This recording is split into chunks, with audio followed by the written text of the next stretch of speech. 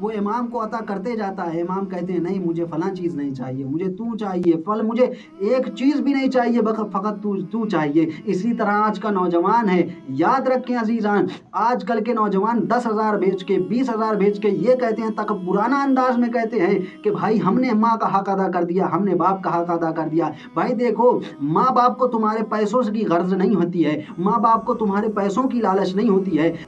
اعوذ باللہ من الشیطان اللعین الرجیم، بسم اللہ الرحمن الرحیم۔ قال امام الصادق علیہ السلام: فاطمۃ کوكب دری بین نساء اہل الدنیا۔ ناظرین سلام علیکم ورحمۃ اللہ وبرکاتہ۔ سب سے پہلے آپ سب کی خدمت میں مبارکباد پیش کرتے ہیں اس شہزادی کونین کی ولادت و سعادت کی، جو سید دو عالم ہیں، جو شہزادی کونین ہیں، جو بنت رسول الثقلین ہیں، یعنی جناب فاطمۃ الزہرا سلام اللہ علیہا کی اپنے صمیم قلب سے مبارکباد پیش کرتے ہیں۔ میں نے جو امام صادق علیہ السلام کی ایک فقرے کو تلاوت کیا، فقرے کو پڑھا آپ کے سامنے، اس میں ارشاد فرما رہے ہیں کہ جناب فاطمۃ الزہرا سلام اللہ علیہا دنیا کی خواتین کے درمیان ایسے ذوفشاں ہیں، ایسے ان کی درخشندگی لوگوں کے درمیان، یعنی اور دنیا کی خواتینوں کے درمیان ایک الگ معیار سے ان کی شخصیت کو پہچان سکتا ہے انسان دنیا کی خواتینوں کے درمیان میں۔ اس طرح سے جیسے کہ کوكب دری، جیسے ایک ستارہ آسمان میں ایک نمایاں شخصیت سے تشخیص دیا جاتا ہے، جو جیسے اس کی درخشانیت، اس کی کیا کہہ لوں، اس کی جو چمک ہے، اگر ہم زمین سے دیکھیں تو کچھ ستارے جو ہمیں نظر آتے ہیں تو اس میں ایک ستارہ جو ہوگا وہ اس کی چمک بہت زیادہ ہوتی ہے، تو اس ستارے کو انسان یہاں سے آرام سے تشخیص دے سکتا ہے کہ فلاں ستارہ زیادہ روشن اور اس کی چمک اور اس کی درخشندگی زیادہ ہے۔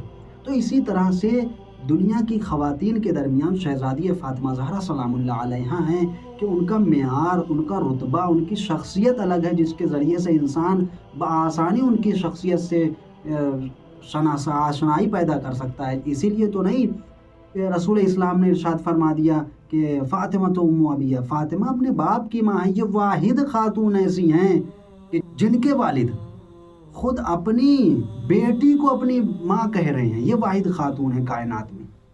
اور رسول اسلام نے یہ بھی ارشاد فرمایا ہے کہ جو میری بیٹی فاطمہ زہرا سلام اللہ علیہا کی زیارت کرے فکأنما زارنی، اس نے ایسے کہ جیسے اس نے میری زیارت کی ہو عزیزان۔ اور ابھی ان کی ولادت و سعادت کا روز آنے والا ہے، جس روز کو ہم کس نام سے یاد کرتے ہیں؟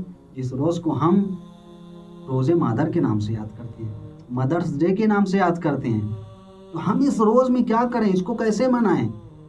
ہمیں چاہیے کہ اگر ہماری ماں زندہ ہے تو ہم اس کے سامنے ہدیہ پیش کریں، ان کی خوشنودی کے لیے ہم ان کے سامنے ہدیہ پیش کریں، ان کے سامنے تحائف پیش کریں۔ اگر یہ نہیں کر سکتے تو کم سے کم ان کے چہرے پر مسکراہٹ تو لا سکتے ہیں، ان کے چہرے پر شادمانی تو لا سکتے ہیں، ان کے چہرے پر مسرت کے آثار تو لا سکتے ہیں نا۔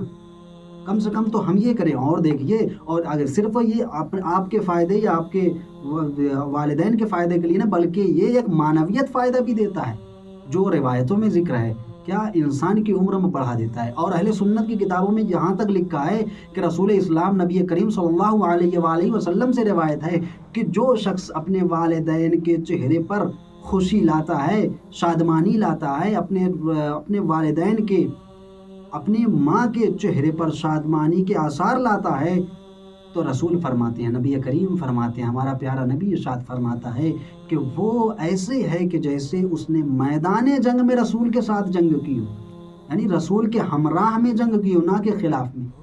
ایسے ہے، سوچیے اتنی عظمت ہے۔ اور دیکھیے ہم، اور یہاں پر دیکھیے اس زمانے کے نوجوان کیا کرتے ہیں، اگر ان سے پوچھا جائے کیا بھائی آپ نے ماں کا حق ادا کر دیا، والدین کا حق ادا کر دیا، तो वो ये कहते नज़र आते हैं हाँ हमने हक अदा कर दिया उनका, बड़ी आसानी के साथ ये कहते हुए नज़र आते हैं कि जी हमने हक अदा कर दिया। फिर हमारा दूसरा ये सवाल होता है, अच्छा अगर आपने हक अदा कर दिया तो किस ज़रिए से अदा किया, कौन सा ऐसा काम कर दिया जिसके ज़रिए से आपने माँ और बाप का हक अदा कर दिया। तो ये कहते हुए नज़र आते हैं जनाब हम तो हर महीने, जैसे आजकल के नौजवान जो होते हैं बैरूनी ममालिक में रहते हैं और अलग अलग जगह पे रहते हैं और काम वगैरह करते हैं, जॉब करते हैं, और मुख्तलिफ काम करने के बाद जो उनको सैलरी मिलती है माहाना, उस माहाना सैलरी में से कहते हैं कि हमने 10,000 भेज दिया माँ को, हमने 20,000 भेज दिया वालिदैन को, इसलिए हमने हक अदा कर दिया। अरे हमारे वालिदा ने कहा था नमाज़ पढ़ने को, तो हमने नमाज़ पढ़ के उनका हक अदा कर दिया।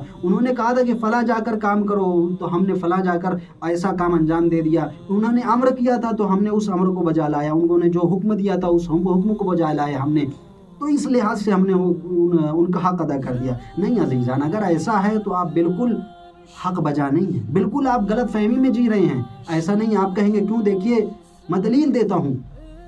जब इमाम हुसैन अलैहिस्सलाम ये जब काफिला लेकर चलना चाहते थे करबला की तरफ, तो कूफे में आए एक सहाबी के घर, उसका नाम क्या है, कौन सहाबी, वो अब्दुल्ला बिन हुर। ये वो हुर नहीं जो आशूरे को रोज़ इमाम हुसैन अलैहिस्सलाम की खिदमत में मगफिरत तलब करने आया था, ये वो हुर नहीं, ये अलग है, ये कूफे में रहने वाला हुर है, अब्दुल्ला बिन हुर। आते हैं इमाम, ये देखिए इमाम, ये उस शख्स के लिए कितनी बड़ी खुशनसीबी होगी कि जिसके घर में इमाम तशरीफ़ ले आए और ऐसी दावत दे कि जो जिसकी इंसान ख्वाहिशमंद रहता है, जिसका इंसान तलब करता है, ऐसी दावत दे। खैर इमाम आते हैं, आने के बाद कहते हैं, जैसे ही घर में खैमे में दाखिल हुए, दाखिल होने के बाद अब्दुल्ला बिन हुर कहते हैं मौला क्या हुआ, क्या आने का सबब क्या है, मौला क्यों आए। इमाम फरमाते हैं, इसको अगर अपनी ज़बान में कहा जाए यूँ कहेंगे कि क्यों, मैं इमाम नहीं हूँ, मैं आपका इमाम नहीं हूँ, मैं आपके घर नहीं आ सकता, नहीं आगा, तशरीफ़ लाइए, फरमाइए क्या हुक्म है। मौला लेकिन वजह तो बता दीजिए क्यों आए हैं आप। इमाम फरमाते हैं मैं तुमको जन्नत में बाला मकाम देने आया हूँ, मैं ये वो चीज़ तुम्हें अता करने आया हूँ जिसकी हर शख्स ख्वाहिशमंद करता है, हर शख्स ख्वाहिशमंद होता है, जिस चीज़ की हर शख्स तमन्ना करता है वो चीज़ देने। मौला क्या देने आए हैं, मैं तुम्हें शहादत जैसी नेमत अदा करने आया हूँ। अच्छा मौला, लेकिन मौला मैं नहीं जा सकता, मैं नहीं जा सकता मौला।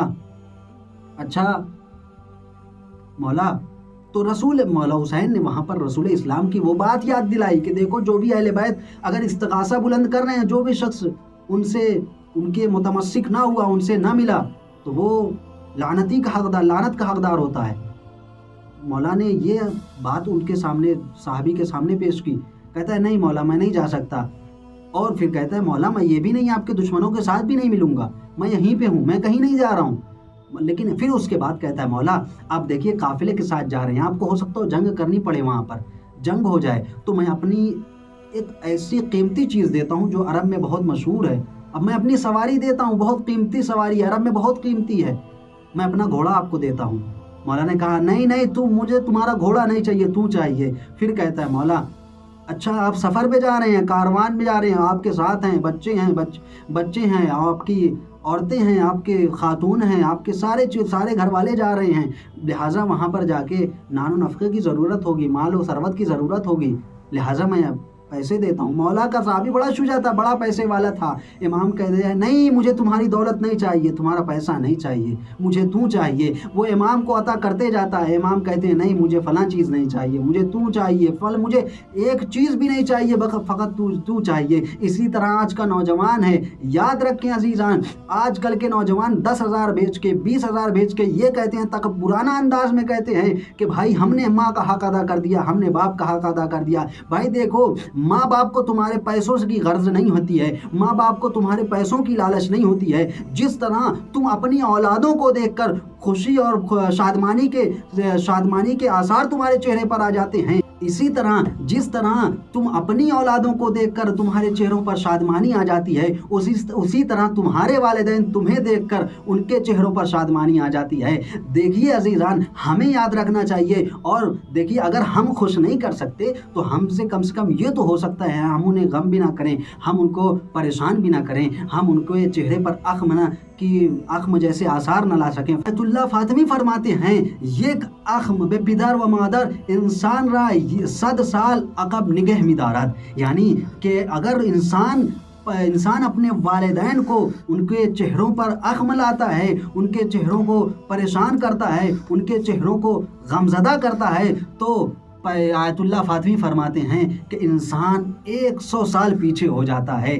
یا عزیزان ذرا سی توجہ رکھیں، اور ہمیں چاہے جب وہ صحابی جب یہ کربلا ہو جاتی ہے، پھر وہ صحابی جب سنتا ہے مولا حسین کی کیا کہتے ہیں غریبی کو سنتا ہے اور ان کے شہید ہونے کی داستان اور پورے کربلا کو سنتا ہے، پھر روتا ہوا کہتا ہے میرے پاس مالک جنت آئے تھے اور میں نے ان کو ٹھکرا دیا، میں نے ان کو بھگا دیا، اور جو امام کے ہمراہ آئے تھے ان کے چہروں، جب وہ لوگ داخل ہوئے تھے میرے خیمے میں، میرے گھر میں، تو ان کے چہروں پر شادمانی تھی، ان کے چہرے مسکرا رہے تھے، لیکن جب میں نے جانے سے منع کر دیا تو ان کے چہرے غمزدہ ہو گئے، وہ غمگین ہو گئے۔ لہٰذا دیکھیے ان ایام میں ہمیں چاہیے کہ ہم زیادہ سے زیادہ اپنے والدین کے چہروں پر خوشی اور شادمانی لائیں۔ بس پروردگار سے دعا ہے، پروردگار ہمیں ان ایام میں زیادہ سے زیادہ والدین کا حق ادا کرنے کی توفیق عطا فرمائے اور زیادہ سے زیادہ ان کے باتوں پر عمل کرنے کی توفیق عطا فرمائے۔ وآخر الدعوانا الحمدللہ رب العالمین۔